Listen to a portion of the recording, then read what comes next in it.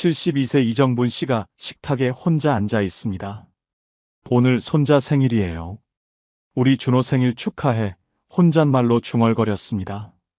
촛불을 보며 잠시 멍하니 앉아 있었어요. 멀리 살고 있는 딸한테서 연락이 올까 기다렸어요. 하지만 오지 않았습니다. 딸은 아들 생일 파티 준비하느라 정신없을 겁니다.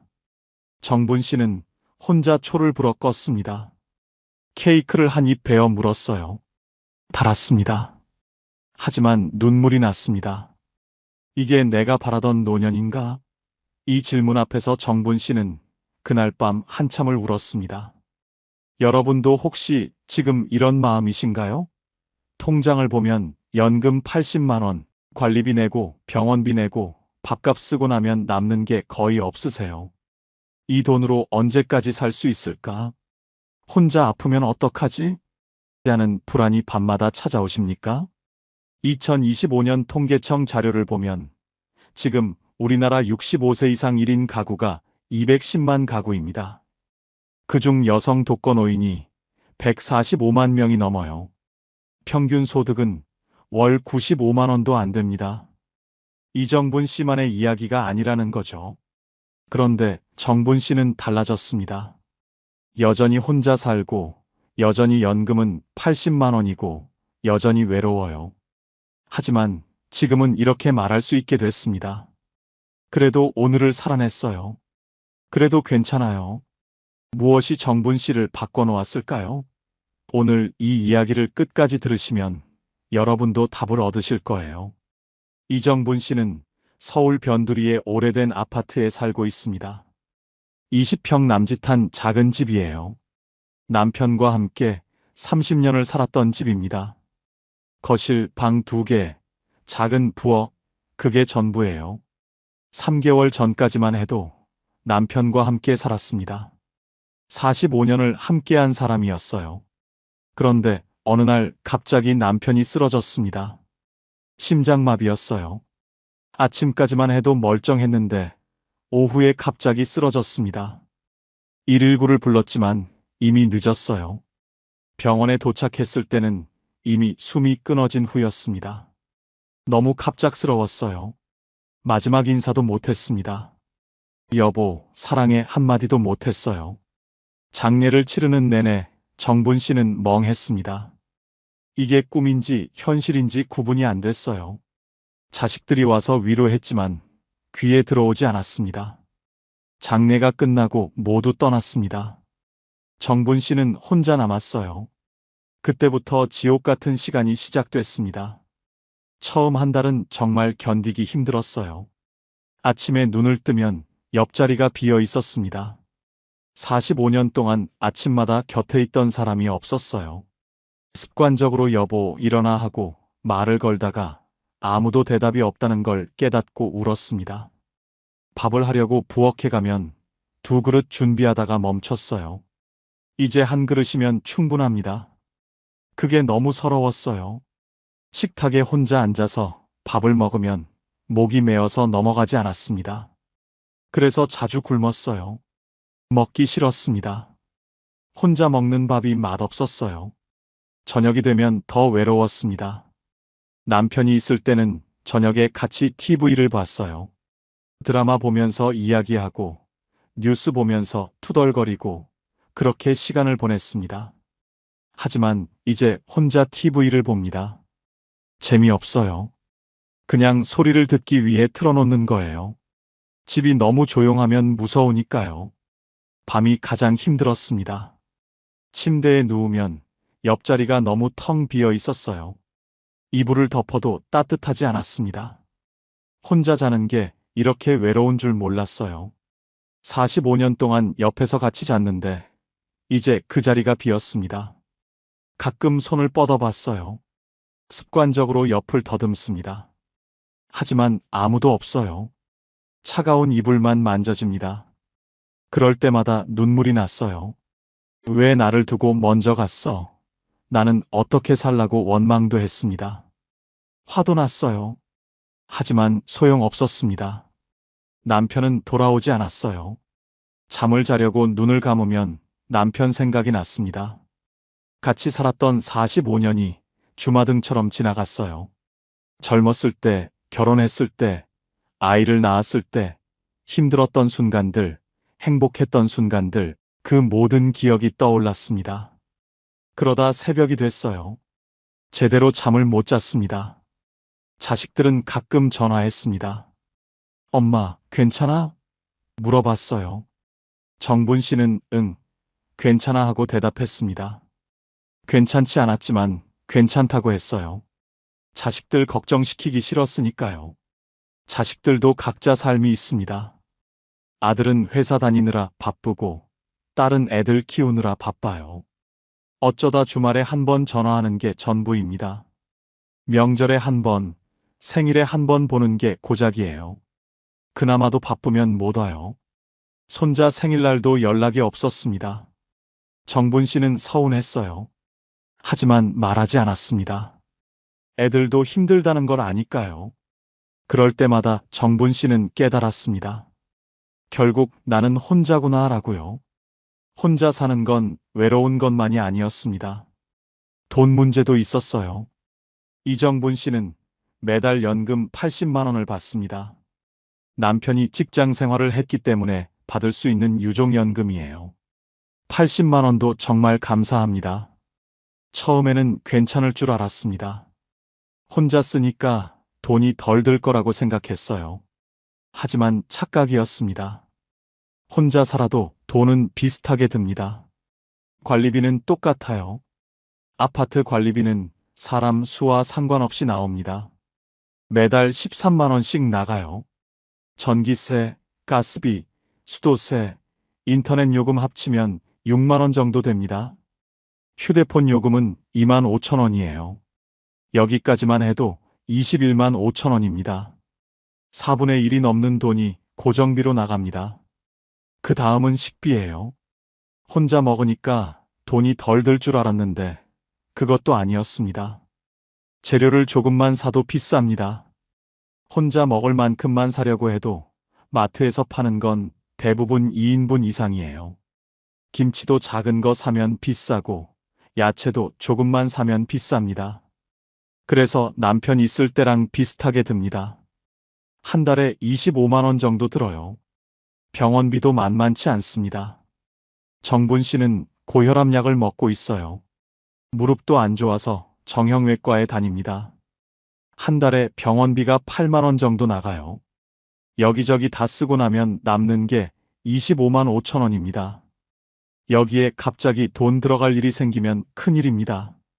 TV가 고장나거나 보일러가 고장나거나 이가 아파서 치과에 가야 하거나요. 그럴 때마다 통장 잔고를 봅니다. 불안해요. 이 돈으로 언제까지 살 수 있을까 하는 생각이 듭니다.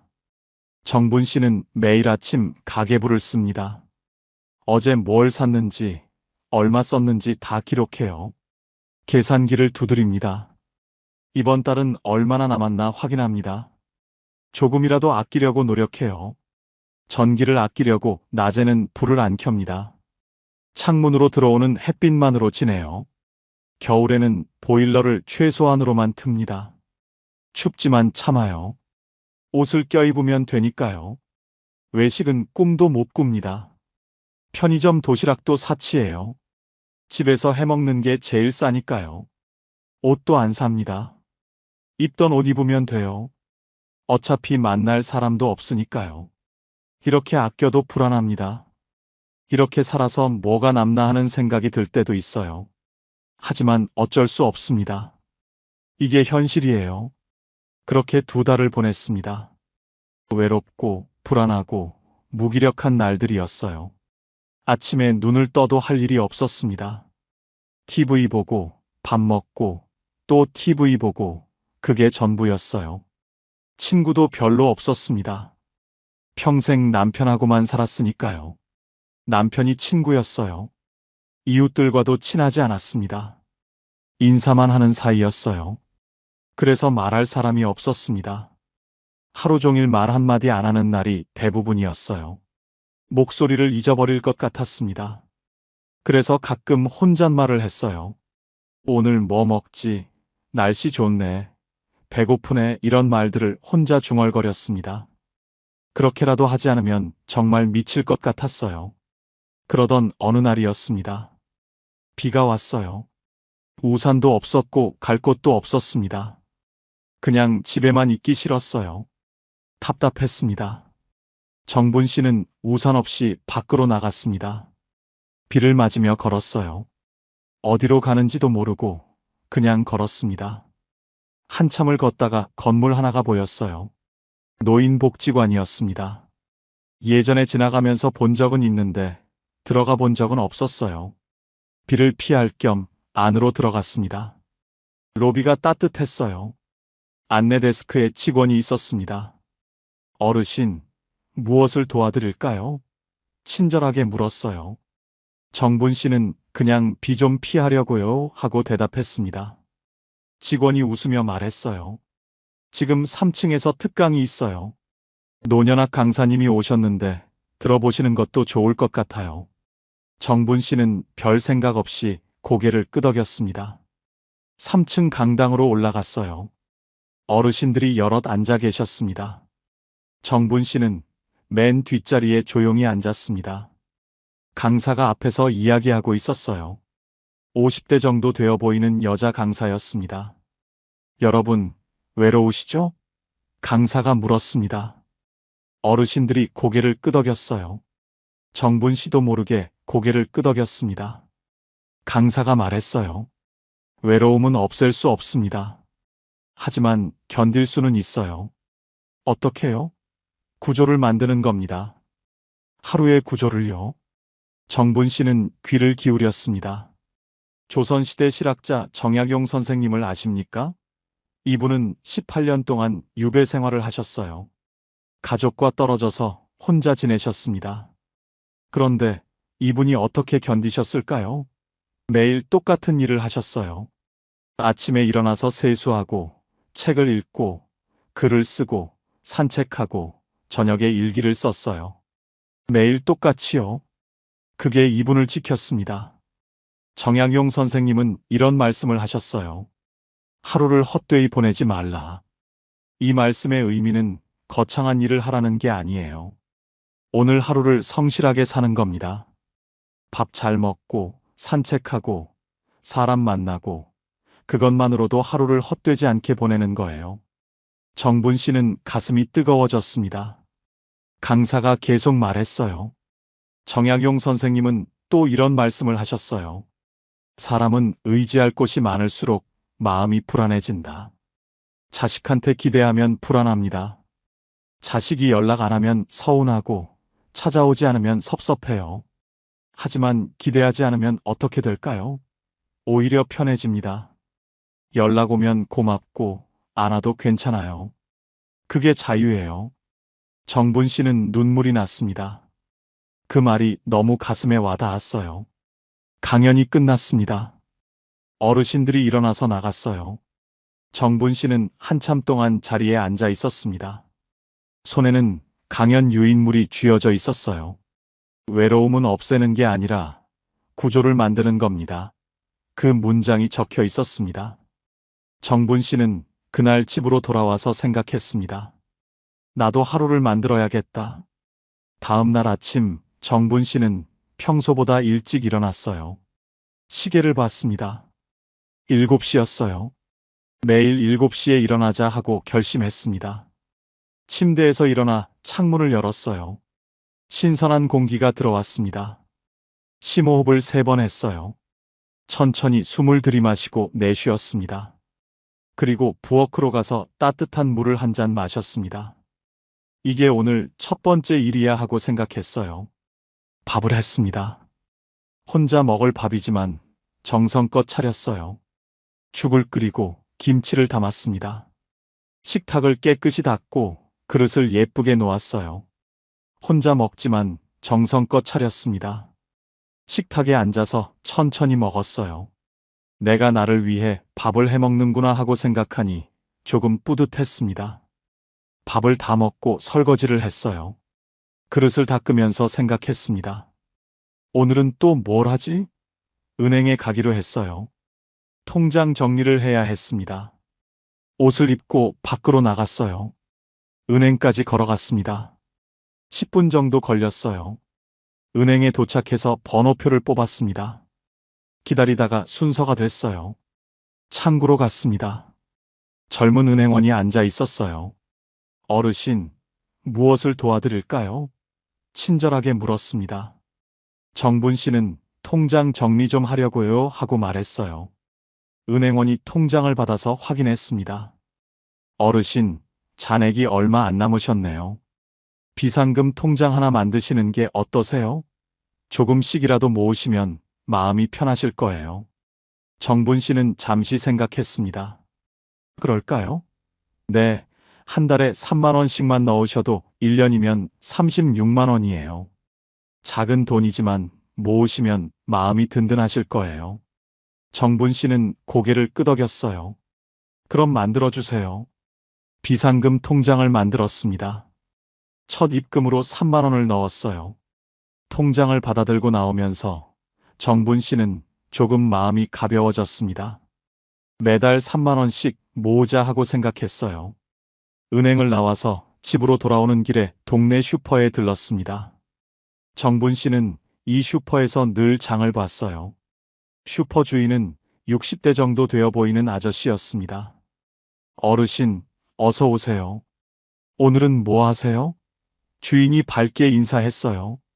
정분 씨는 잠시 멈칫했습니다. 보통은 네 하고 지나쳤는데 오늘은 대답하고 싶었어요. 은행 다녀왔어요. 통장 정리하러요. 아, 그러셨어요? 오늘 날씨 좋죠? 네, 좋네요.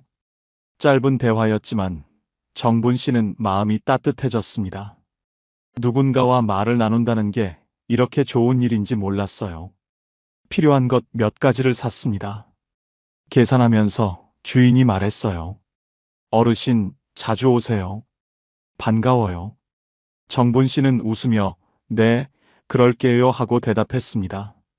그날부터 정분 씨는 작은 변화를 시작했습니다. 매일 아침 7시에 일어났어요. 창문을 열고 심호흡을 3번 했습니다. 따뜻한 물을 한 잔 마셨어요. 혼자지만 식탁을 정성껏 차렸습니다. 이게 정분 씨의 아침 루틴이 됐어요. 오전에는 밖으로 나갔습니다. 은행 갈 일이 없어도 산책을 나갔어요. 아파트 단지를 천천히 걸었습니다. 나무를 보고, 꽃을 보고, 하늘을 봤어요. 벤치에 앉아서 쉬었습니다. 주변을 둘러봤어요. 다른 어르신들도 산책을 하고 있었습니다. 어떤 분은 혼자 걷고, 어떤 분은 친구와 함께 걷고 있었어요. 정분 씨는 생각했습니다. 나만 혼자인 게 아니구나. 30분 정도 걷다가 집으로 돌아왔어요. 몸이 가벼웠습니다. 기분도 조금 나아진 것 같았어요. 한 달이 지났습니다. 정분 씨는 복지관 안내문을 보고 체조교실에 등록했어요. 일주일에 2번 나가기로 했습니다. 첫날 복지관에 갔을 때 떨렸어요. 모르는 사람들이 많으니까요. 하지만 용기를 냈습니다. 체조교실 문을 열고 들어갔어요. 어르신들이 여럿 계셨습니다. 다들 혼자 오신 것 같았어요. 강사가 앞에서 어서 오세요 하고 반겼습니다. 정분 씨는 구석자리에 자리를 잡았어요. 체조가 시작됐습니다. 간단한 스트레칭이었어요. 팔을 들고 다리를 펴고 허리를 돌리고요. 어렵지 않았습니다. 정분 씨는 따라했어요. 움직이니까 몸이 가벼워졌습니다. 50분 정도 하고 끝났어요. 어르신들이 일어나서 나갔습니다. 정분 씨 옆에 계셨던 할머니가 말을 걸었어요. 처음 오셨어요? 네, 오늘 처음이에요. 저도 한 달 전에 시작했어요. 오니까 좋더라고요. 집에만 있으면 답답하잖아요. 맞아요, 답답해요. 혼자 사세요? 네, 남편이 몇 달 전에 돌아가셨어요. 할머니는 고개를 끄덕였어요. 저도 혼자 살아요. 남편 없은 지 3년 됐어요. 3년이나요? 네, 처음에는 죽을 것 같았는데 지금은 좀 괜찮아요. 익숙해지더라고요. 정분 씨는 그 말에 위로를 받았습니다. 나도 익숙해질 수 있을까요? 물론이죠. 시간이 필요해요. 그리고 이렇게 나오셔야 해요. 집에만 있으면 더 힘들어요. 정분 씨는 고개를 끄덕였습니다. 다음 주에 또 봐요. 할머니가 웃으며 말했어요. 네, 또 봐요. 정분 씨도 웃으며 대답했습니다. 그날부터 정분 씨는 일주일에 2번 복지관에 나갔습니다. 체조를 하고 어르신들과 짧은 대화를 나눴어요. 다들 비슷한 처지였습니다.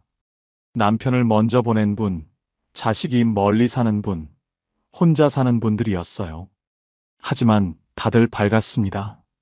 같이 체조하고 웃고 이야기했어요. 정분 씨도 조금씩 마음을 열었습니다. 자기 이야기를 했어요. 남편을 잃은 이야기, 외로운 이야기요. 다들 공감했습니다. 나도 그랬어요. 저도 그래요 하며 위로했어요. 그게 큰 힘이 됐습니다. 나만 힘든 게 아니라 다들 힘들다는 걸 알게 됐어요. 혼자가 아니라는 걸 느꼈습니다. 복지관 옆에 작은 도서관이 있었습니다. 정분 씨는 체조 끝나고 가끔 들렀어요. 조용했습니다. 책이 많았어요. 정분 씨는 책을 읽기 시작했습니다. 젊었을 때는 책을 별로 안 읽었어요. 바빠서 시간이 없었습니다. 하지만 이제는 시간이 많았어요. 책을 빌려서 집에서 읽었습니다. 처음에는 소설을 빌렸어요. 재미있었습니다. 책 속 이야기에 빠져들면 시간이 빨리 갔어요. 외로움도 잊었습니다. 혼자라는 생각이 안 들었어요. 그 다음에는 수필집을 빌렸습니다. 거기서 좋은 문장을 만났어요. 외로움은 없애는 게 아니라 익숙해지는 것. 정분 씨는 그 문장을 공책에 적었습니다. 가끔 꺼내서 읽었어요. 위로가 됐습니다. 2달이 더 지났습니다. 어느 날 정분 씨는 결심했습니다. 남편 방을 정리해야겠다. 3개월 동안 그대로 두고 있었어요. 옷장에는 남편 옷이 그대로 걸려 있고 책상 위에는 안경이 놓여 있었습니다. 문을 열 때마다 가슴이 아팠어요. 하지만 이제는 정리할 때가 됐다고 생각했습니다. 용기를 내서 방문을 열었어요. 남편 냄새가 났습니다. 정분 씨는 잠시 서 있었어요. 눈물이 났습니다. 하지만 참았어요. 이제는 정리해야지 하고 생각했습니다. 옷장을 열어서 옷을 하나씩 꺼냈어요. 남편이 자주 입던 셔츠, 바지, 재킷을 꺼냈습니다. 하나하나 만지며 기억했어요. 이 옷 입고 어디 갔었지? 이거 내가 사준 거지 하며 추억했습니다. 눈물도 났어요. 하지만 참았습니다. 옷을 깨끗이 개서 상자에 담았어요. 다 버릴 수는 없었습니다. 몇 벌은 남겨뒀어요. 그 중에 남편이 제일 좋아하던 스웨터가 있었습니다. 회색 스웨터였어요.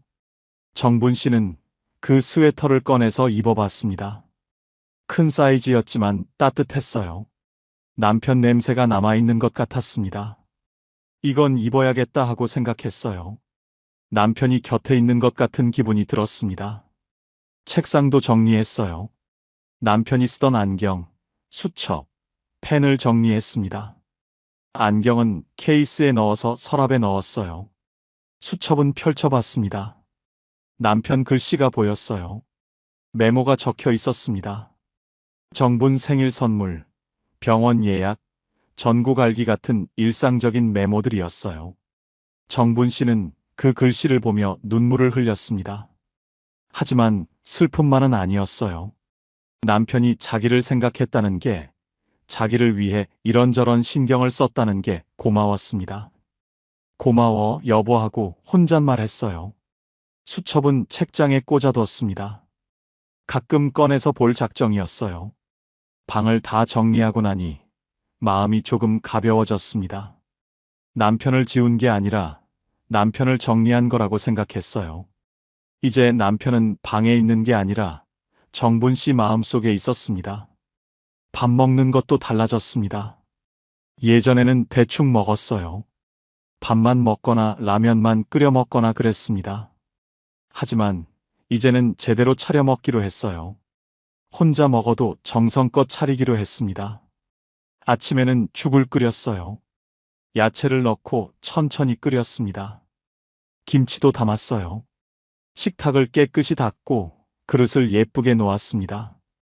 혼자 먹지만 정성껏 차렸어요. 그렇게 하니 밥맛이 달랐습니다. 예전보다 맛있었어요. 점심에는 간단하게 먹었습니다. 김치볶음밥이나 계란말이 같은 것을 만들어 먹었어요. 저녁에는 국을 끓였습니다. 된장국, 미역국, 김치찌개를 끓였어요. 하루 한 끼는 제대로 먹기로 했습니다. 그렇게 밥을 챙겨 먹으니 건강해지는 것 같았어요. 몸도 가벼워졌고 기분도 나아졌습니다. 남편이 쓰던 컵으로 커피를 마시기 시작했습니다. 예전에는 그 컵을 못 썼어요. 남편 물건이라서 건드리기가 싫었습니다.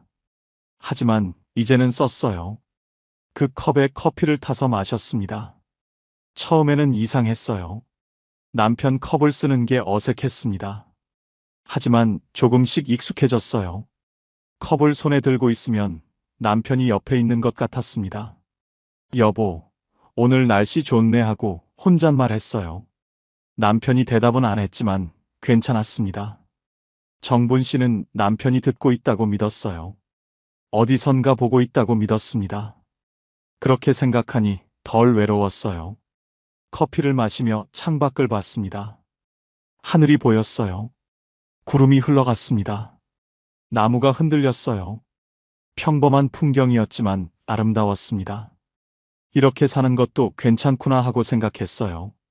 돈 문제도 조금씩 나아졌습니다. 여전히 빠듯했지만 불안은 줄었어요. 정분 씨는 절약하는 법을 배웠습니다. 무조건 안 쓰는 게 아니라 현명하게 쓰는 법을 배웠어요. 마트에 갈 때는 꼭 필요한 것만 샀습니다. 할인하는 것을 골라서 샀어요. 유통기한 임박 제품은 더 싸니까 그런 것을 샀습니다. 어차피 바로 먹을 거니까 상관없었어요. 야채는 시장에서 샀습니다. 마트보다 싸니까요. 한 달에 한 번은 반찬을 많이 만들어서 냉동실에 얼려뒀어요. 그러면 매일 요리하지 않아도 됐습니다. 전기도 아꼈어요. 낮에는 불을 안 켰습니다. 밤에도 필요한 곳만 켰어요. 보일러도 꼭 필요한 시간만 틀었습니다. 그렇게 아끼니 한 달에 4만 원 정도 절약됐어요. 크지 않은 돈이지만 정분 씨에게는 큰 돈이었습니다. 그 돈을 비상금 통장에 넣었어요. 매달 3만 원씩 넣기로 했던 건데 4만 원을 넣을 수 있게 됐습니다. 작지만 뿌듯해하고 생각했어요. 저녁마다 정분 씨는 감사 일기를 쓰기 시작했습니다. 공책을 꺼내서 오늘 감사한 일 3가지를 적었어요. 아주 작은 것도 괜찮았습니다. 오늘 햇살이 따뜻했다. 슈퍼 주인이 웃어줬다. 체조하며 웃었다 이런 것들을 적었어요. 처음에는 쓸 게 없을 것 같았는데 막상 쓰다 보니 감사한 게 많았습니다. 그런 작은 것들을 하나씩 세다 보면 정분 씨는 알게 됐어요. 정분 씨에게 없는 것보다 있는 것이 더 많다는 것을요. 정분 씨가 잃은 것보다 가진 것이 더 크다는 것을요. 감사 일기를 쓰고 나면 마음이 편안해졌습니다. 하루를 잘 마무리한 것 같았어요. 어느 날 복지관에서 노래교실 안내문을 봤습니다. 정분 씨는 등록했어요. 일주일에 한 번 나가기로 했습니다. 첫날 노래교실에 갔을 때 떨렸습니다. 노래를 잘 못하니까요. 하지만 가보니 다들 비슷했어요. 잘하는 사람도 없고 못하는 사람도 없었습니다. 그냥 즐기면 되는 거였어요. 선생님이 앞에서 반주를 하고 어르신들이 따라 불렀습니다. 아리랑 봄날은 간다. 사랑의 찬가 같은 노래를 불렀어요. 정분 씨도 따라 불렀습니다. 목소리를 내는 게 이렇게 좋은지 몰랐어요. 노래를 부르니까 답답했던 가슴이 뚫리는 것 같았습니다. 1시간 동안 노래를 부르고 끝났어요. 정분 씨는 기분이 좋았습니다. 다음 주에 또 와야지 하고 생각했어요. 그렇게 6개월이 지났습니다. 이정분 씨는 여전히 혼자 살고 있습니다. 자식들은 여전히 바빠요. 연금은 여전히 80만 원입니다. 외롭고 빠듯하고 불안합니다. 하지만 예전과는 다릅니다. 이제는 혼자 사는 법을 알았어요. 외로움과 함께 사는 법을 배웠습니다. 정분 씨는 깨달았어요. 외로움은 없앨 수 없다는 것을요. 혼자 사는 한 외로움은 계속됩니다. 하지만 그게 전부는 아니에요. 외로움 속에서도 작은 기쁨을 찾을 수 있습니다. 아침 햇살, 따뜻한 밥, 산책길에 핀 꽃, 친구와 나눈 짧은 대화, 체조하며 웃은 시간, 노래 부르며 느낀 즐거움, 이런 작은 것들이 하루를 채웁니다. 독일의 철학자 쇼펜하우어는 이런 말을 했습니다. 인생의 행복은 우리가 가진 것이 아니라 우리가 어떻게 느끼느냐에 달려 있다. 정말 그래요. 가진 게 많아도 불행할 수 있고, 가진 게 적어도 행복할 수 있습니다. 중요한 건 내가 지금 이 순간을 어떻게 느끼느냐는 거예요. 노후는 버티는 시간이 아니라 하루를 채우는 시간입니다. 거창한 계획이 필요한 게 아니라 오늘 하루를 어떻게 살지 생각하는 거예요. 오늘 밥은 뭘 먹을지, 오늘 누구를 만날지, 오늘 뭘 할지, 그런 작은 선택들이 모여서 하루가 되고, 한 달이 되고, 1년이 됩니다. 정분 씨는 더 이상 자식에게 기대하지 않습니다. 자식들이 자주 전화하기를 바라지 않아요. 자주 찾아오기를 기대하지 않습니다. 자식들도 각자 삶이 있다는 걸 이해했어요. 바쁘면 바쁜 대로, 시간이 있으면 있는 대로 연락하는 거예요. 어쩌다 전화가 오면 고마워하고, 안 와도 서운해하지 않습니다.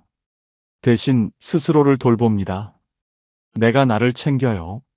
밥을 잘 먹고, 산책을 하고, 사람을 만나고, 책을 읽고, 체조를 하고, 노래를 부릅니다. 내가 나를 위해 사는 거예요. 남을 위해서가 아니라 나를 위해서요. 그렇게 사니 조금 떳떳해졌습니다. 나는 나를 잘 돌보고 있어 하는 자신감이 생겼어요. 정분 씨는 이제 아침에 눈을 뜨면 감사합니다. 오늘도 눈을 떴구나 하고 감사해요. 건강하게 일어났다는 게, 걸을 수 있다는 게, 밥을 먹을 수 있다는 게 감사합니다. 당연한 게 하나도 없어요. 언젠가는 이 모든 걸 못하는 날이 올 겁니다. 하지만 오늘은 할 수 있어요. 그래서 감사합니다. 하루하루가 선물입니다. 매일 아침이 새로운 기회예요. 오늘을 어떻게 살지 내가 선택할 수 있습니다. 그게 자유예요. 혼자 산다는 건 외롭지만 동시에 자유롭습니다. 누구 눈치 안 보고 내 마음대로 살 수 있어요. 먹고 싶은 거 먹고, 하고 싶은 거 하고, 쉬고 싶으면 쉽니다. 그게 좋아요. 물론 여전히 힘든 날이 있습니다. 문득 남편 생각이 나서 눈물이 날 때가 있어요. 혼자 밥 먹다가 서러울 때가 있습니다. 밤에 잠 못 이룰 때가 있어요. 하지만 그런 날도 지나갑니다. 울고 싶으면 울고, 슬프면 슬퍼해요. 참지 않습니다. 감정을 있는 그대로 느낍니다. 그러고 나면 조금 나아져요. 다음 날이 되면 또 일어납니다. 밥을 먹고, 산책을 나가고, 사람을 만나요. 그렇게 하루를 살아냅니다. 완벽하지 않아도 괜찮아요. 행복하지 않아도 괜찮습니다. 그냥 살아내는 것만으로도 충분합니다. 당신이 지금 외로운 게 아닙니다. 혼자 사는 건 원래 외로운 거예요. 그게 당연합니다. 부끄러워할 일이 아니에요. 당신이 약해서가 아니라 사람은 원래 누군가와 함께 있어야 하니까요. 하지만 혼자여도 살 수 있습니다. 외롭지만 살아갈 수 있어요. 작은 것에서 기쁨을 찾고 하루하루를 채워가면 됩니다. 거창한 행복이 아니라 작은 만족으로 충분해요. 오늘 밥을 잘 먹었다. 날씨가 좋았다. 누군가와 인사했다. 그것만으로도 괜찮습니다. 70대가 넘어서야 깨달은 분들이 한결같이 말씀하셨습니다. 혼자 사는 법을 진작 알았더라면 얼마나 좋았을까 하지만 지금 이 이야기를 들으신 여러분은 다릅니다. 여러분은 그들보다 앞서 있어요. 당신은 오늘도 살아냈습니다. 아침에 일어났고, 밥을 먹었고 하루를 보냈어요. 그것만으로도 대단한 겁니다. 2025년 서울대 노년학 연구팀이 발표한 10년 장기 추적 연구 결과를 보면 70대가 넘어서도 건강하고 평온한 삶을 사시는 분들의 공통점은 거창한 게 아니었습니다. 바로 이겁니다. 매일 작은 것들을 해내시는 것, 혼자서도 하루를 채워가시는 것입니다. 혼자 사는 건 쉽지 않습니다. 외롭고 힘들고 불안해요. 하지만 당신은 해내고 있습니다. 매일매일 해내고 있어요. 그게 얼마나 대단한 일인지 아시나요? 스스로를 인정해 주세요. 칭찬해 주세요. 나는 잘하고 있어 하고 말해 주세요.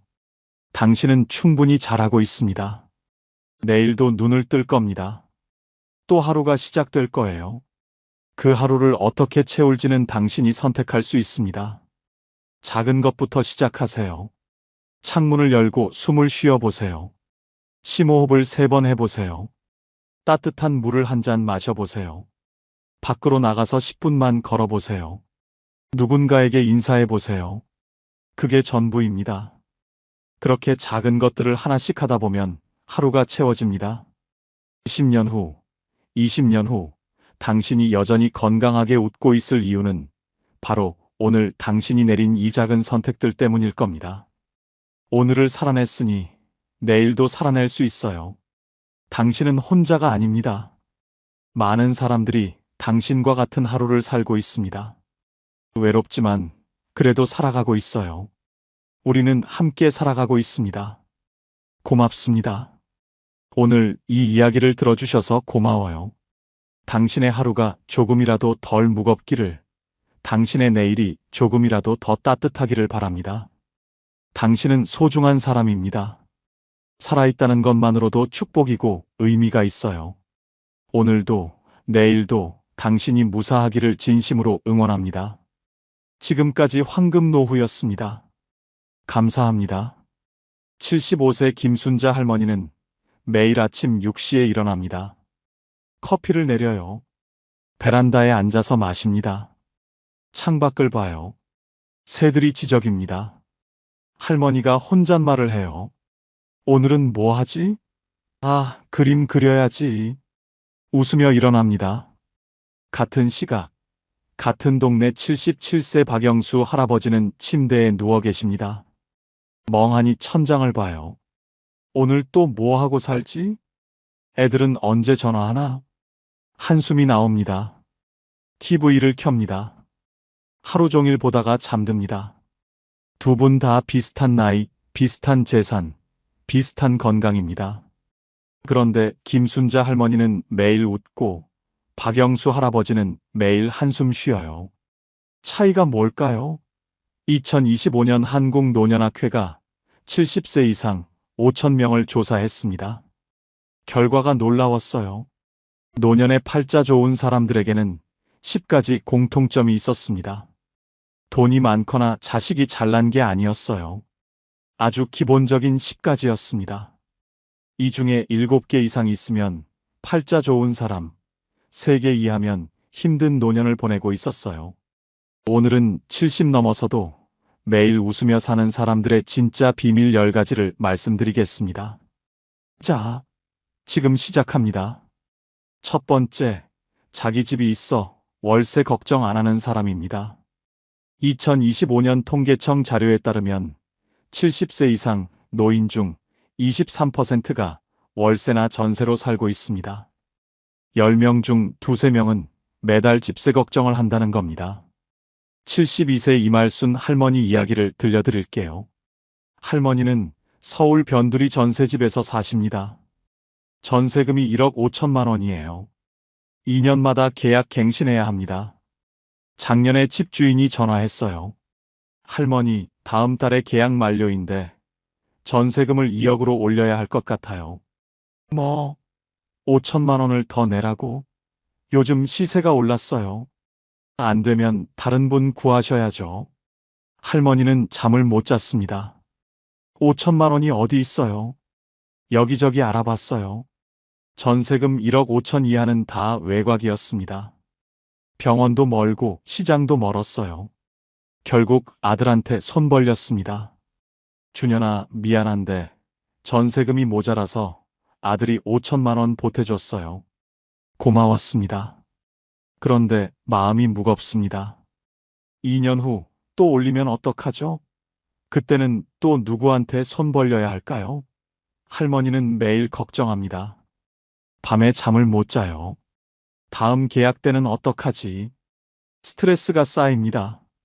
같은 동네 74세 강복순 할머니는 다릅니다. 할머니는 작은 아파트에 사세요. 15평밖에 안 됩니다. 낡았어요. 지은 지 30년 됐습니다. 그런데 본인 집이에요. 월세 걱정이 없습니다. 전세갱신 걱정도 없어요. 집주인 눈치 안 봐도 됩니다. 할머니가 말씀하셨어요. 우리 집 작고 낡았어. 그런데 있잖아, 내 집이야. 아무도 나를 못 쫓아내. 그게 얼마나 큰 복인지 몰라. 월세 걱정하는 친구들 보면 맨날 불안해해. 나는 그런 거 없어. 그냥 편해. 연구 결과를 보면 자가주택이 있는 노인은 그렇지 않은 노인보다 불안 지수가 67% 낮았습니다. 수면의 질도 2.3배 좋았어요. 왜 그럴까요? 주거 안정이 심리 안정을 만들거든요. 여러분, 혹시 월세나 전세 사시나요? 가능하면 작은 집이라도 본인 명의로 마련하세요. 평수가 중요한 게 아니에요. 내 집이냐 아니냐가 중요합니다. 그게 팔자 좋은 노년의 첫 번째입니다. 두 번째, 빚 갚을 일 없는 사람입니다. 2025년 금융감독원 조사에 따르면 70세 이상 노인 중 18%가 각종 대출을 갖고 있습니다. 평균 부채액이 3,200만 원이에요. 76세 조영수 할아버지 이야기를 들려드릴게요. 할아버지는 5년 전에 아들 사업 자금으로 3천만 원을 빌렸습니다. 제2금융권에서요. 이자가 연 12%였어요. 한 달에 이자만 30만 원 나갑니다. 할아버지 국민연금이 80만 원이에요. 이자 내면 50만 원 남아요. 거기서 생활비 쓰면 빠듯합니다. 아들 사업이 잘 됐으면 좋았을 텐데 망했어요. 못 갚는다고 합니다. 할아버지는 혼자 이자를 내고 있어요. 5년째입니다. 원금은 그대로예요. 이자만 1,800만 원 냈습니다. 할아버지는 매달 20일이 되면 가슴이 답답해요.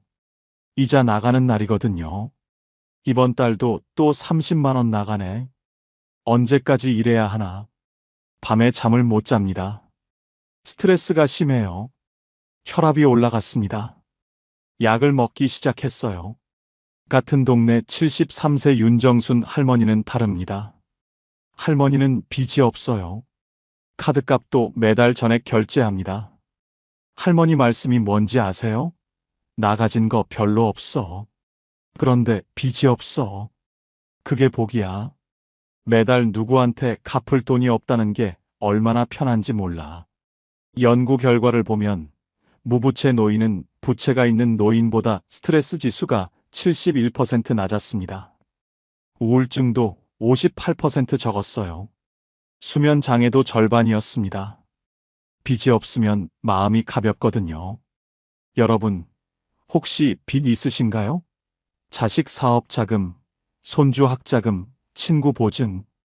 이런 거 절대 하지 마세요. 70 넘어서 빚지면 갚기 힘듭니다. 수입이 없으니까요.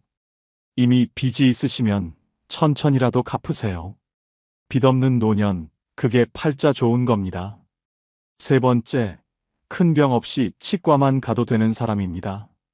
2025년 건강보험공단 자료를 보면 75세 이상 노인의 평균 병원 방문 횟수가 연간 47회입니다.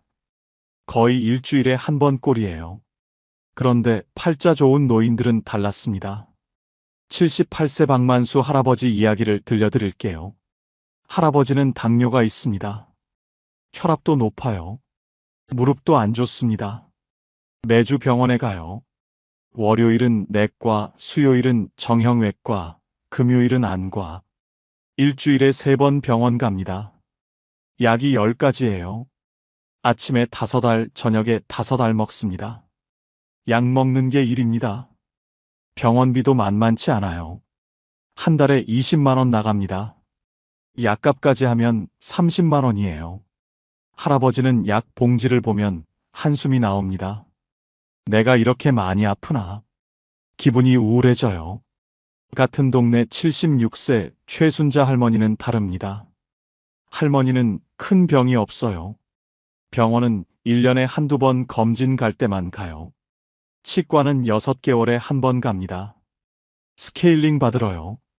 약도 안 먹어요. 할머니가 말씀하셨어요. 나 팔자 좋아. 큰 병 없어. 치과만 가면 돼. 친구들 보면 약봉지가 한 보따리야. 나는 그런 거 없어. 그게 복이야. 연구 결과를 보면 만성질환이 없는 노인은 있는 노인보다 주관적 행복도가 3.1배 높았습니다. 왜 그럴까요? 건강하면 자유롭거든요. 가고 싶은 데 가고 하고 싶은 거 하고 병원 스케줄에 매이지 않아요. 여러분, 지금부터라도 건강 관리하세요. 하루 30분 걷기, 짠 음식 줄이기, 정기 검진 받기. 이것만 해도 달라집니다. 큰 병 없는 노년, 그게 팔자 좋은 사람입니다. 네 번째, 아침에 약 대신 커피 마시는 사람입니다. 이건 단순히 커피 이야기가 아니에요. 여유 이야기입니다. 74세 김철수 할아버지는 아침에 일어나면 제일 먼저 약을 챙깁니다. 혈압약, 당뇨약, 콜레스테롤약, 물 한 컵 마시고 약 5알 먹어요. 그게 하루의 시작입니다. 약 먹고 나면 오늘도 환자구나 이런 생각이 들어요. 기분이 안 좋습니다. 반면 73세 정순자 할머니는 다릅니다. 아침에 일어나면 커피를 내려요. 원두를 갈아서 드립으로 내립니다. 향이 좋아요. 베란다에 앉아서 천천히 마십니다. 오늘도 좋은 하루네. 여유롭습니다. 할머니가 말씀하셨어요. 나 약 안 먹어. 대신 커피 연하게 마셔. 그게 내 아침 의식이야. 이게 좋은 팔자지 뭐. 연구 결과를 보면 아침 루틴이 긍정적인 노인은 부정적인 노인보다 하루 만족도가 2.7배 높았습니다. 아침을 어떻게 시작하느냐가 하루를 결정하거든요. 여러분의 아침은 어떤가요? 5번째, 자식이 연락 잘해주는 사람입니다. 2025년 가족관계 조사를 보면 70세 이상 부모가 자식과 연락하는 빈도가 주 1회 미만인 경우가 34%였습니다. 10명 중 셋은 일주일에 한 번도 자식과 통화를 안 한다는 겁니다. 75세 장금자 할머니는 자식이 셋입니다. 그런데 연락이 뜸해요. 한 달에 한 번 할까 말까 합니다. 할머니가 먼저 전화해요. 애들아, 잘 지내니? 네 엄마 바빠요. 나중에 전화 드릴게요. 끊습니다. 할머니는 전화기를 내려놓고 한숨 쉬어요. 애들이 날 잊어버린 건가? 반면 77세 윤복순 할머니는 다릅니다. 자식들이 자주 전화해요. 일주일에 2~3번 합니다. 엄마 오늘 뭐 하세요? 밥은 먹었어요? 안부 전화입니다. 할머니가 행복해 하세요. 우리 애들이 날 잊지 않네. 연구 결과를 보면 자녀와 주의회 이상 연락하는 노인은 그렇지 않은 노인보다 외로움 지수가 68% 낮았습니다. 연락이 자주 오면 나 아직 쓸모 있구나. 이런 생각이 들거든요. 그게 위로가 됩니다. 자식 연락 잘 받는 것, 그게 복입니다. 6번째, 병원 가면 바로 진료받을 수 있는 사람입니다. 이건 의료보험 이야기예요. 76세 서영수 할아버지는 의료급여 수급자입니다. 병원비 걱정이 없어요. 아프면 바로 병원 갑니다. 진료받고 약 타고 집에 옵니다. 본인 부담금이 거의 없어요. 할아버지가 말씀하셨어요. 나 가난해. 그런데 병원은 마음 편하게 가. 돈 걱정 없어. 그게 복이야. 반면 일부 노인들은 병원비가 부담돼서 아파도 참습니다. 나중에 더 악화돼서 큰 수술하게 돼요. 의료 접근성, 이게 중요합니다. 아플 때 바로 병원 갈 수 있는 것, 그게 팔자 좋은 것입니다. 일곱 번째, 운전 안 해도 가까운 데 갈 수 있는 교통편 있는 사람입니다. 2025년 교통연구원 조사를 보면 70세 이상 노인 중 47%가 운전을 포기했습니다. 나이 들어 반응 속도가 느려지니까요. 73세 김영철 할아버지는 작년에 면허를 반납했습니다. 시력도 나빠지고 반응도 느려져서요. 그런데 할아버지는 외곽에 사세요. 버스 정류장까지 20분 걸어야 해요. 택시 부르면 기본료만 8,000원입니다. 할아버지는 집에만 있게 됐어요. 나가기 힘드니까요. 답답합니다. 반면 74세 최순희 할머니는 지하철역 5분 거리에 삽니다. 버스 정류장은 2분이에요. 할머니는 운전 안 해도 어디든 갑니다. 지하철 타고 시내 나가고 버스 타고 복지관 가고 자유로워요. 할머니가 말씀하셨어요. 교통이 편해야 팔자 좋아. 나가고 싶을 때 나가야지. 연구 결과를 보면 대중교통 접근성이 좋은 노인은 그렇지 않은 노인보다 우울증이 54% 낮았습니다. 나갈 수 있다는 것, 그게 자유거든요. 교통 편한 곳에 사는 것, 그게 복입니다. 여덟 번째, 매달 고정 수입이 나오는 사람입니다. 2025년 통계를 보면 70세 이상 중 국민연금 수령자는 52%입니다. 절반이 조금 넘어요. 나머지 48%는 연금이 없거나 아주 적습니다. 74세 박영수 할아버지는 평생 공무원으로 일했어요. 국민연금이 월 180만 원 나옵니다.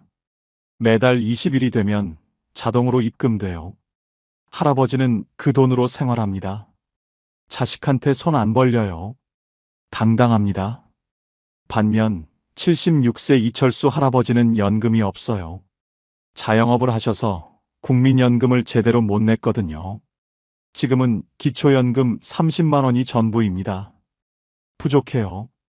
아들한테 용돈 받아요. 한 달에 50만 원요. 고맙지만 마음이 무겁습니다. 연구 결과를 보면 월 100만 원 이상 고정 수입이 있는 노인은 그렇지 않은 노인보다 자존감이 2.8배 높았습니다. 내 이름으로 나오는 돈이 있다는 것, 그게 당당함을 만들어요. 고정 수입 있는 것, 그게 팔자 좋은 것입니다. 아홉 번째, 혼자 살아도 밥 잘 챙겨 먹는 사람입니다. 2025년 영양학회 조사를 보면 독거노인의 42%가 하루 두 끼 이하로 식사합니다. 제대로 못 먹는다는 거예요. 76세 조영자 할머니는 혼자 삽니다. 밥하기 귀찮아요. 혼자 먹으면 맛도 없어요. 그냥 라면 끓여 먹거나 빵 사 먹습니다. 영양이 부족해져요. 체력이 떨어집니다. 반면 75세 김순자 할머니는 다릅니다. 혼자 살아도 제대로 챙겨 먹어요. 아침엔 밥에 국 끓이고, 점심엔 밑반찬으로 먹고, 저녁엔 간단하게 먹어요. 영양을 챙깁니다. 할머니가 말씀하셨어요. 혼자라고 대충 먹으면 안 돼. 내 몸은 내가 챙겨야지. 연구 결과를 보면 규칙적으로 식사하는 노인은 그렇지 않은 노인보다 체력이 1.9배 좋았습니다. 열 번째, 내일 할 일이 있는 사람입니다. 이게 가장 중요합니다. 77세 박철수 할아버지는 매일 똑같아요. 아침에 일어나서 TV 보고, 밥 먹고, TV 보고 잠듭니다. 내일 할 일이 없어요. 그냥 시간을 보냅니다. 내일도 오늘 같겠지. 무기력해요. 반면 75세 최명자 할머니는 다릅니다. 내일 할 일이 있어요.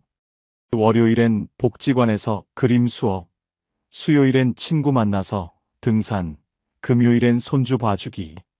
매일 뭔가 있어요. 내일은 또 뭐 하지? 기대가 됩니다. 연구 결과를 보면 주 3회 이상 외부 활동이 있는 노인은 그렇지 않은 노인보다 삶의 만족도가 3.4배 높았습니다. 내일 할 일이 있다는 것, 그게 삶의 이유거든요. 내일이 기대되는 노년, 그게 진짜 팔자 좋은 것입니다. 여기까지 10가지를 말씀드렸습니다. 그런데 사실 이 10가지보다 더 중요한 게 하나 있어요. 바로 혼자서도 잘 놀 줄 아는 것입니다. 이게 가장 든든한 노후 대책입니다. 흔히 노후를 잘 보내려면 돈, 건강, 친구가 중요하다고 합니다. 맞는 말이에요. 그런데 사실 혼자 잘 놀 줄 알면 이보다 더 든든한 노후 대책은 없습니다. 왜 그럴까요? 나이가 들수록 외롭고 고독하며 혼자 있어야 할 시간이 많아지기 때문입니다. 배우자가 먼저 가면 혼자가 돼요. 친구들도 하나둘 아프거나 떠납니다. 자식들은 자식들 인생이 있어요. 결국 혼자 있는 시간이 점점 많아집니다. 그래서 노년에는 혼자 잘 노는 법을 터득해야 합니다. 76세 안순자 할머니 이야기를 들려드릴게요. 할머니는 5년 전에 남편을 잃었습니다. 50년을 같이 살았어요. 처음 1년이 가장 힘들었답니다. 혼자 있는 게 너무 외로웠어요. 자식들한테 매일 전화했습니다. 애들아, 엄마 심심해. 자식들이 처음엔 받았어요. 그런데 매일 전화하니까 부담스러워 했습니다. 할머니는 더 외로워졌어요. 어느 날 딸이 말했습니다. 엄마, 복지관 가보세요. 거기 프로그램 많대요. 할머니는 반신반의하며 갔어요. 수채화 수업을 신청했습니다. 처음엔 어색했어요. 나이 들어 무슨 그림. 그런데 해보니까 재미있었어요. 시간이 금방 갔습니다. 3개월 후 할머니가 달라졌어요. 매일 그림을 그렸습니다. 혼자 있어도 외롭지 않았어요. 그림에 빠져 있으니까요. 할머니가 말씀하셨어요. 나 이제 혼자 있어도 괜찮아. 그림 그리면 시간이 금방 가. 외로움이 사라졌어. 혼자 있는 것에 외로움과 두려움을 느낀다면 쉬운 것부터 하면 됩니다. 음악 감상, 그림 그리기, 시장 구경하기, 공원이나 동네 산책, 영화 보기, 대형 서점 둘러보기. 이런 것들은 혼자가 오히려 자연스럽습니다. 이런 것에 점점 익숙해지면 둘레길 걷기, 전철 여행하기, 식당 혼자 가기 등으로 확대하세요. 서울대 연구팀이 발견한 결과가 놀랍습니다. 혼자서도 즐길 거리가 있는 노인은 그렇지 않은 노인보다 우울증이 76% 낮았어요. 외로움 지수도 68% 낮았습니다. 수명도 평균 5년 더 길었어요. 혼자 잘 노는 것, 이게 장수의 비결이었습니다. 철학자 쇼펜하우어는 이렇게 말했습니다. 혼자 있을 줄 아는 사람만이 진정으로 자유롭다. 맞는 말입니다. 혼자 있어도 외롭지 않으면 누구한테도 의존할 필요가 없어요. 자유로워집니다. 어쩌면 삶은 살아가는 게 아니라 살아내야 하는 것인지도 모릅니다. 특히 노년은 더 그렇습니다. 배우자 없고, 친구 없고, 자식도 바쁘고, 결국 나 혼자 살아내야 합니다. 그래서 나 자신을 가장 좋은 친구로 만들어야 해요. 혼자 시간을 보내고 즐길 줄 아는 것이 노년의 단조로움과 외로움, 고독에서 벗어나는 가장 좋은 노후 대책입니다. 프랑스 작가 폴 발레리는 이렇게 말했습니다. 외로움이라는 것은 홀로 있음에 실패했음을 의미한다. 정말 좋은 말입니다. 혼자 있는 게 외롭다면 그건 혼자 있는 법을 모르기 때문이에요. 혼자 있어도 육체적 소일거리와 정신적 한가로움이 있는 한 외롭지 않습니다. 그림을 그리든 책을 읽든 산책을 하든 뭐든 좋아요. 혼자서도 시간 가는 줄 모르고 즐길 수 있는 그 무언가를 찾으세요. 여러분, 지금까지 노년의 팔자 좋은 사람의 10가지 비밀을 말씀드렸습니다. 다시 정리할게요. 첫째, 자기 집이 있어 월세 걱정 안 하는 사람. 둘째, 빚 갚을 일 없는 사람. 셋째, 큰 병 없이 치과만 가도 되는 사람. 넷째, 아침에 약 대신 커피 마시는 사람. 5째, 자식이 연락 잘해주는 사람. 6째, 병원 가면 바로 진료받을 수 있는 사람. 7째, 운전 안 해도 가까운 데 갈 수 있는 교통편 있는 사람. 8째, 매달 고정 수입이 나오는 사람. 9째, 혼자 살아도 밥 잘 챙겨 먹는 사람. 10번째, 내일 할 일이 있는 사람. 그리고 가장 중요한 것, 혼자서도 잘 놀 줄 아는 사람. 여러분은 이 중에 몇 개나 가지고 계신가요? 10개 다 있으면 정말 팔자 좋은 겁니다. 7개 이상이면 괜찮아요. 5개 정도면 보통이고요. 3개 이하면 지금부터라도 하나씩 만들어 가세요. 중요한 건 말입니다. 이 10가지는 대부분 돈으로 살 수 없어요. 태도이고 선택이고 습관입니다. 자기 집은 작아도 돼요. 빚은 천천히 갚으면 됩니다. 건강은 지금부터라도 관리하세요. 자식 연락은 내가 먼저 편하게 하면 돼요.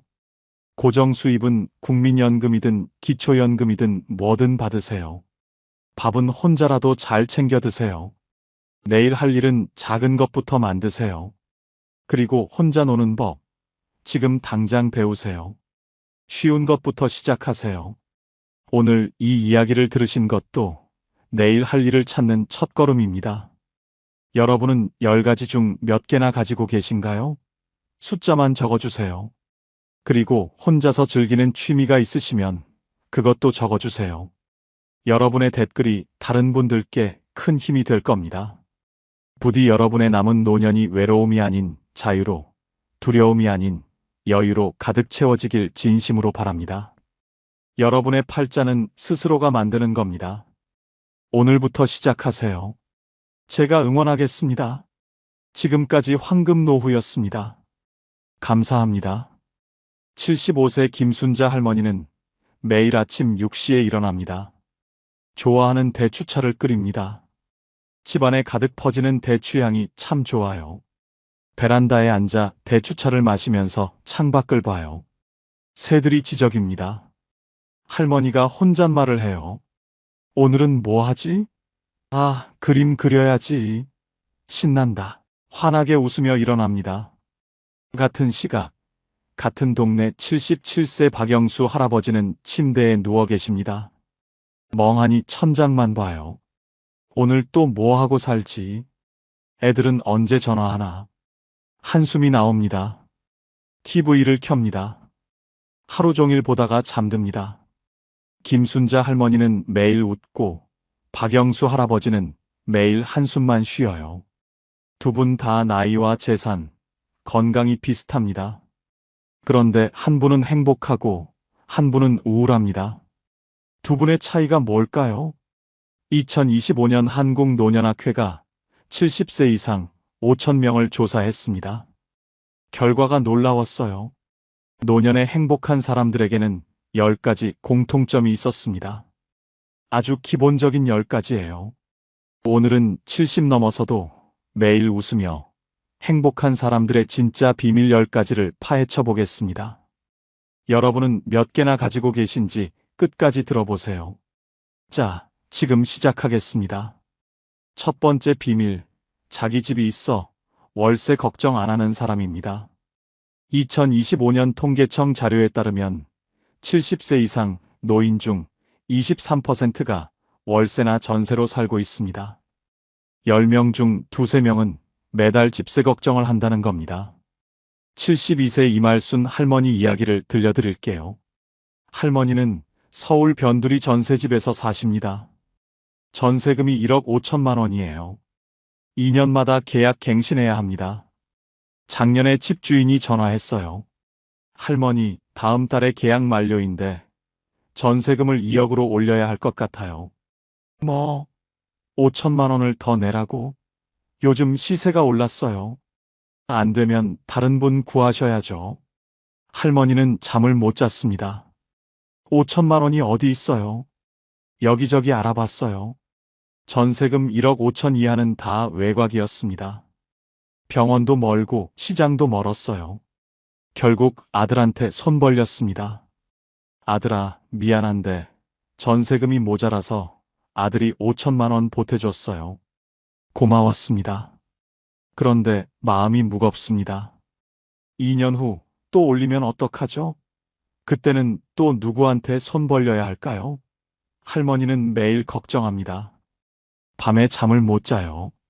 다음 계약 때는 어떡하지? 스트레스가 쌓입니다. 행복하지 않습니다. 같은 동네 74세 강복순 할머니는 다릅니다. 할머니는 작은 아파트에 사세요. 15평밖에 안 됩니다. 낡았어요. 지은 지 30년 됐습니다. 그런데 본인 집이에요. 월세 걱정이 없습니다. 전세갱신 걱정도 없어요. 집주인 눈치 안 봐도 됩니다. 할머니가 말씀하셨어요. 우리 집 작고 낡았어. 그런데 있잖아, 내 집이야. 아무도 나를 못 쫓아내. 그게 얼마나 행복한지 몰라. 월세 걱정하는 친구들 보면 맨날 불안해해. 나는 그런 거 없어. 그냥 편해. 마음이 평온해. 연구 결과를 보면 자가주택이 있는 노인은 그렇지 않은 노인보다 불안 지수가 67% 낮았습니다. 수면의 질도 2.3배 좋았어요. 행복도는 1.9배 높았습니다. 왜 그럴까요? 주거 안정이 심리 안정을 만들고 심리 안정이 행복을 만들거든요. 여러분, 혹시 월세나 전세 사시나요? 가능하면 작은 집이라도 본인 명의로 마련하세요. 평수가 중요한 게 아니에요. 내 집이냐 아니냐가 행복을 결정합니다. 그게 행복한 노년의 첫 번째 비밀입니다. 두 번째 비밀, 빚 갚을 일 없는 사람입니다. 2025년 금융감독원 조사에 따르면 70세 이상 노인 중 18%가 각종 대출을 갖고 있습니다. 평균 부채액이 3,200만 원이에요. 76세 조영수 할아버지 이야기를 들려드릴게요. 할아버지는 5년 전에 아들 사업 자금으로 3천만 원을 빌렸습니다. 제2금융권에서요. 이자가 연 12%였어요. 한 달에 이자만 30만 원 나갑니다. 할아버지 국민연금이 80만 원이에요. 이자 내면 50만 원 남아요. 거기서 생활비 쓰면 빠듯합니다. 아들 사업이 잘 됐으면 좋았을 텐데 망했어요. 못 갚는다고 합니다. 할아버지는 혼자 이자를 내고 있어요. 5년째입니다. 원금은 그대로예요. 이자만 1,800만 원 냈습니다. 할아버지는 매달 20일이 되면 가슴이 답답해요. 이자 나가는 날이거든요. 이번 달도 또 30만 원 나가네. 언제까지 일해야 하나. 밤에 잠을 못 잡니다. 스트레스가 심해요. 혈압이 올라갔습니다. 약을 먹기 시작했어요. 행복하지 않습니다. 같은 동네 73세 윤정순 할머니는 다릅니다. 할머니는 빚이 없어요. 카드값도 매달 전액 결제합니다. 할머니 말씀이 뭔지 아세요? 나 가진 거 별로 없어. 그런데 빚이 없어. 그게 행복이야. 매달 누구한테 갚을 돈이 없다는 게 얼마나 편한지 몰라. 마음이 가벼워. 그래서 행복해. 연구 결과를 보면 무부채 노인은 부채가 있는 노인보다 스트레스 지수가 71% 낮았습니다. 우울증도 58% 적었어요. 수면 장애도 절반이었습니다. 주관적 행복도는 2.4배 높았어요. 빚이 없으면 마음이 가볍고 마음이 가벼우면 행복하거든요. 여러분, 혹시 빚 있으신가요? 자식 사업 자금, 손주 학자금, 친구 보증. 이런 거 절대 하지 마세요. 70 넘어서 빚지면 갚기 힘듭니다. 수입이 없으니까요. 이미 빚이 있으시면 천천히라도 갚으세요. 빚 없는 노년, 그게 행복입니다. 세 번째 비밀, 큰 병 없이 치과만 가도 되는 사람입니다. 2025년 건강보험공단 자료를 보면 75세 이상 노인의 평균 병원 방문 횟수가 연간 47회입니다. 거의 일주일에 한 번 꼴이에요. 그런데 행복한 노인들은 달랐습니다. 78세 박만수 할아버지 이야기를 들려드릴게요. 할아버지는 당뇨가 있습니다. 혈압도 높아요. 무릎도 안 좋습니다. 매주 병원에 가요. 월요일은 내과, 수요일은 정형외과, 금요일은 안과. 일주일에 3번 병원 갑니다. 약이 10가지예요. 아침에 5알, 저녁에 5알 먹습니다. 약 먹는 게 일입니다. 병원비도 만만치 않아요. 한 달에 20만 원 나갑니다. 약값까지 하면 30만 원이에요. 할아버지는 약 봉지를 보면 한숨이 나옵니다. 내가 이렇게 많이 아프나? 기분이 우울해져요. 행복하지 않습니다. 같은 동네 76세 최순자 할머니는 다릅니다. 할머니는 큰 병이 없어요. 병원은 1년에 한두 번 검진 갈 때만 가요. 치과는 6개월에 한 번 갑니다. 스케일링 받으러요. 약도 안 먹어요. 할머니가 말씀하셨어요. 나 행복해. 큰 병 없어. 치과만 가면 돼. 친구들 보면 약봉지가 한 보따리야. 나는 그런 거 없어. 건강하니까 하고 싶은 거 다 해. 그게 행복이야. 연구 결과를 보면 만성질환이 없는 노인은 있는 노인보다 주관적 행복도가 3.1배 높았습니다. 삶의 만족도도 2.7배 높았어요. 왜 그럴까요? 건강하면 자유롭거든요. 가고 싶은 데 가고 하고 싶은 거 하고 병원 스케줄에 매이지 않아요. 자유로우니까 행복합니다. 여러분, 지금부터라도 건강 관리하세요. 하루 30분 걷기, 짠 음식 줄이기, 정기 검진 받기. 이것만 해도 달라집니다. 큰 병 없는 노년, 그게 행복입니다. 4번째 비밀, 아침에 약 대신 커피 마시는 사람입니다. 이건 단순히 커피 이야기가 아니에요.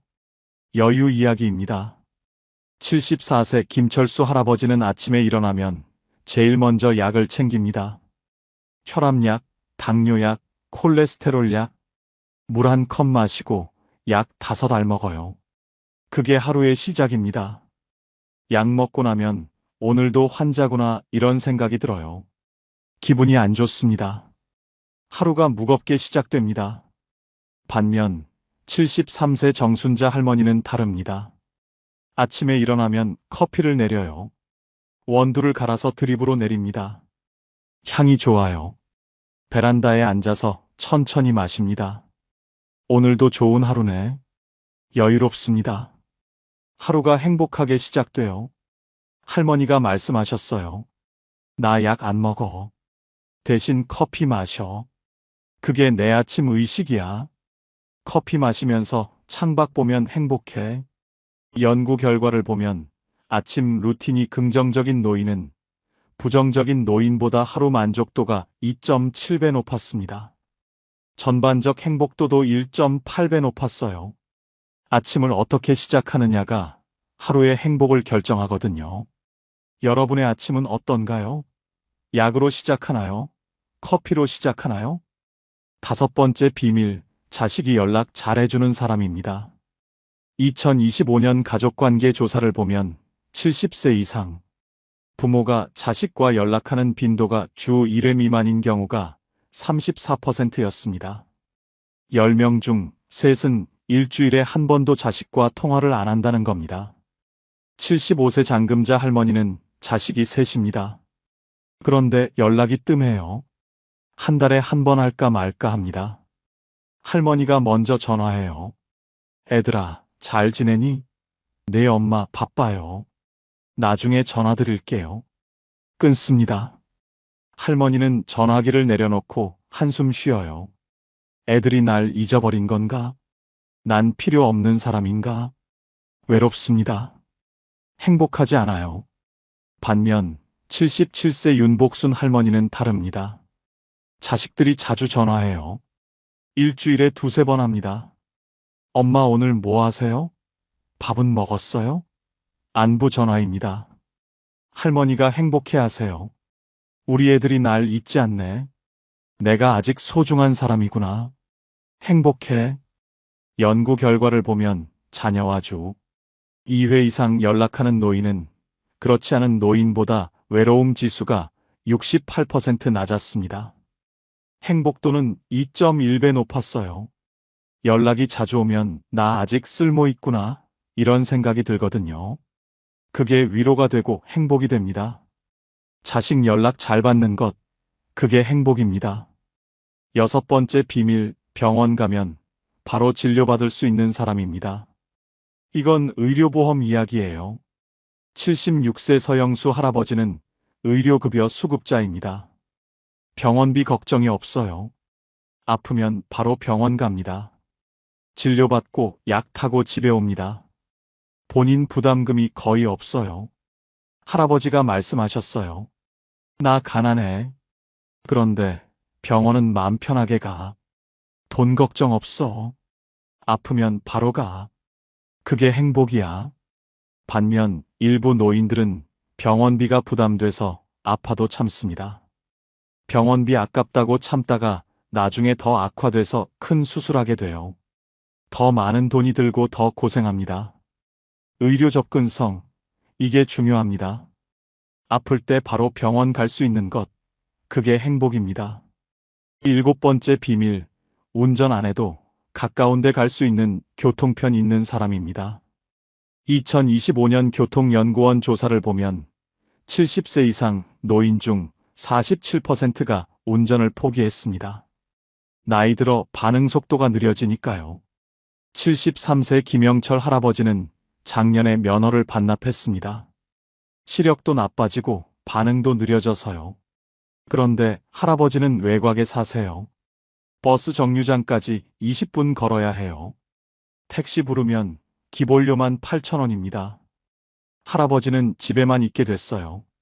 나가기 힘드니까요. 답답합니다. 갇혀있는 느낌이에요. 행복하지 않습니다. 반면 74세 최순희 할머니는 지하철역 5분 거리에 삽니다. 버스 정류장은 2분이에요. 할머니는 운전 안 해도 어디든 갑니다. 지하철 타고 시내 나가고 버스 타고 복지관 가고 자유로워요. 할머니가 말씀하셨어요. 교통이 편해야 행복해. 나가고 싶을 때 나가야지. 갇혀 있으면 답답해. 나는 자유로워. 그래서 행복해. 연구 결과를 보면 대중교통 접근성이 좋은 노인은 그렇지 않은 노인보다 우울증이 54% 낮았습니다. 행복도는 1.9배 높았어요. 나갈 수 있다는 것, 그게 자유고 행복이거든요. 교통 편한 곳에 사는 것, 그게 행복입니다. 8번째 비밀, 매달 고정 수입이 나오는 사람입니다. 2025년 통계를 보면 70세 이상 중 국민연금 수령자는 52%입니다. 절반이 조금 넘어요. 나머지 48%는 연금이 없거나 아주 적습니다. 74세 박영수 할아버지는 평생 공무원으로 일했어요. 국민연금이 월 180만 원 나옵니다. 매달 20일이 되면 자동으로 입금돼요. 할아버지는 그 돈으로 생활합니다. 자식한테 손 안 벌려요. 당당합니다. 할아버지가 말씀하셨어요. 내 이름으로 나오는 돈이 있으니까 행복해. 자식한테 손 안 벌려도 되니까 편해. 그게 행복이야. 반면 76세 이철수 할아버지는 연금이 없어요. 자영업을 하셔서 국민연금을 제대로 못 냈거든요. 지금은 기초연금 30만 원이 전부입니다. 부족해요. 아들한테 용돈 받아요. 한 달에 50만 원요. 고맙지만 마음이 무겁습니다. 내가 자식한테 짐이구나. 나도 내 돈이 있었으면 행복하지 않아요. 연구 결과를 보면 월 100만 원 이상 고정 수입이 있는 노인은 그렇지 않은 노인보다 자존감이 2.8배 높았습니다. 행복도는 2.3배 높았어요. 내 이름으로 나오는 돈이 있다는 것, 그게 당당함을 만들고 행복을 만들거든요. 고정 수입 있는 것, 그게 행복입니다. 9번째 비밀, 혼자 살아도 밥 잘 챙겨 먹는 사람입니다. 2025년 영양학회 조사를 보면 독거노인의 42%가 하루 2끼 이하로 식사합니다. 제대로 못 먹는다는 거예요. 76세 조영자 할머니는 혼자 삽니다. 밥하기 귀찮아요. 혼자 먹으면 맛도 없어요. 그냥 라면 끓여 먹거나 빵 사 먹습니다. 영양이 부족해져요. 체력이 떨어집니다. 기운이 없어요. 뭘 해도 재미없습니다. 행복하지 않아요. 반면 75세 김순자 할머니는 다릅니다. 혼자 살아도 제대로 챙겨 먹어요. 아침엔 밥에 국 끓이고, 점심엔 냉장고 반찬으로 먹고, 저녁엔 간단하게 먹어요. 영양을 챙깁니다. 할머니가 말씀하셨어요. 혼자라고 대충 먹으면 안 돼. 내 몸은 내가 챙겨야지. 밥 잘 먹으면 기운 나. 기운 나면 행복해. 연구 결과를 보면 규칙적으로 식사하는 노인은 그렇지 않은 노인보다 체력이 1.9배 좋았습니다. 행복도도 1.7배 높았어요. 밥 잘 먹으면 건강하고 건강하면 행복하거든요. 밥 잘 챙겨 먹는 것, 그게 행복입니다. 10번째 비밀, 내일 할 일이 있는 사람입니다. 이게 가장 중요합니다. 77세 박철수 할아버지는 매일 똑같아요. 아침에 일어나서 TV 보고, 밥 먹고, TV 보고 잠듭니다. 내일 할 일이 없어요. 그냥 시간을 보냅니다. 내일도 오늘 같겠지. 사는 게 뭐 재미있나? 무기력해요. 행복하지 않습니다. 반면 75세 최명자 할머니는 다릅니다. 내일 할 일이 있어요. 월요일엔 복지관에서 그림 수업, 수요일엔 친구 만나서 등산, 금요일엔 손주 봐주기. 매일 뭔가 있어요. 내일은 또 뭐 하지? 그림 수업 가는 날이네. 기대돼. 하루하루가 즐겁습니다. 행복해요. 연구 결과를 보면 주 3회 이상 외부 활동이 있는 노인은 그렇지 않은 노인보다 삶의 만족도가 3.4배 높았습니다. 행복도는 2.9배 높았어요. 내일 할 일이 있다는 것, 그게 삶의 이유가 되고 행복이 되거든요. 내일이 기대되는 노년, 그게 진짜 행복입니다. 여기까지 10가지를 말씀드렸습니다. 그런데 사실 이 10가지보다 더 중요한 게 하나 있어요. 바로 혼자서도 잘 놀 줄 아는 것입니다. 이게 가장 든든한 노후 대책이자 행복의 비밀입니다. 흔히 노후를 잘 보내려면 돈, 건강, 친구가 중요하다고 합니다. 맞는 말이에요. 그런데 사실 혼자 잘 놀 줄 알면 이보다 더 든든한 노후 대책은 없습니다. 왜 그럴까요? 나이가 들수록 외롭고 고독하며 혼자 있어야 할 시간이 많아지기 때문입니다. 배우자가 먼저 가면 혼자가 돼요. 친구들도 하나둘 아프거나 떠납니다. 자식들은 자식들 인생이 있어요. 결국 혼자 있는 시간이 점점 많아집니다. 그래서 노년에는 혼자 잘 노는 법을 터득해야 합니다. 그게 행복의 마지막 비밀입니다. 76세 안순자 할머니 이야기를 들려드릴게요. 할머니는 5년 전에 남편을 잃었습니다. 50년을 같이 살았어요. 처음 1년이 가장 힘들었답니다. 혼자 있는 게 너무 외로웠어요. 자식들한테 매일 전화했습니다. 애들아, 엄마 심심해. 자식들이 처음엔 받았어요. 그런데 매일 전화하니까 부담스러워 했습니다. 할머니는 더 외로워졌어요. 행복하지 않았습니다. 어느 날 딸이 말했습니다. 엄마, 복지관 가보세요. 거기 프로그램 많대요. 할머니는 반신반의하며 갔어요. 수채화 수업을 신청했습니다. 처음엔 어색했어요. 나이 들어 무슨 그림. 그런데 해보니까 재미있었어요. 시간이 금방 갔습니다. 3개월 후 할머니가 달라졌어요. 매일 그림을 그렸습니다. 혼자 있어도 외롭지 않았어요. 그림에 빠져 있으니까요. 할머니가 말씀하셨어요. 나 이제 혼자 있어도 괜찮아. 그림 그리면 시간이 금방 가. 외로움이 사라졌어. 행복해졌어. 혼자 있는 것에 외로움과 두려움을 느낀다면 쉬운 것부터 하면 됩니다. 음악 감상, 그림 그리기, 조깅, 공원이나 동네 산책, 영화 보기, 대형 서점 둘러보기. 이런 것들은 혼자가 오히려 자연스럽습니다. 이런 것에 점점 익숙해지면 둘레길 걷기, 전철 여행하기, 식당 혼자 가기 등으로 확대하세요. 서울대 연구팀이 발견한 결과가 놀랍습니다. 혼자서도 즐길 거리가 있는 노인은 그렇지 않은 노인보다 우울증이 76% 낮았어요. 외로움 지수도 68% 낮았습니다. 행복도는 3.2배 높았어요. 수명도 평균 5년 더 길었습니다. 혼자 잘 노는 것, 이게 장수의 비결이자 행복의 비밀이었습니다. 철학자 쇼펜하우어는 이렇게 말했습니다. 혼자 있을 줄 아는 사람만이 진정으로 자유롭고 행복하다. 맞는 말입니다. 혼자 있어도 외롭지 않으면 누구한테도 의존할 필요가 없어요. 자유로워집니다. 자유로우니까 행복합니다. 어쩌면 삶은 살아가는 게 아니라 살아내야 하는 것인지도 모릅니다. 특히 노년은 더 그렇습니다. 배우자 없고, 친구 없고, 자식도 바쁘고, 결국 나 혼자 살아내야 합니다. 그래서 나 자신을 가장 좋은 친구로 만들어야 해요. 혼자 시간을 보내고 즐길 줄 아는 것이 노년의 단조로움과 외로움, 고독에서 벗어나는 가장 좋은 방법이자 행복의 비밀입니다. 프랑스 작가 폴 발레리는 이렇게 말했습니다.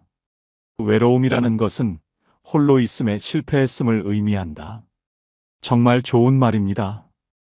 혼자 있는 게 외롭다면 그건 혼자 있는 법을 모르기 때문이에요. 혼자 있어도 육체적 소일거리와 정신적 한가로움이 있는 한 외롭지 않습니다.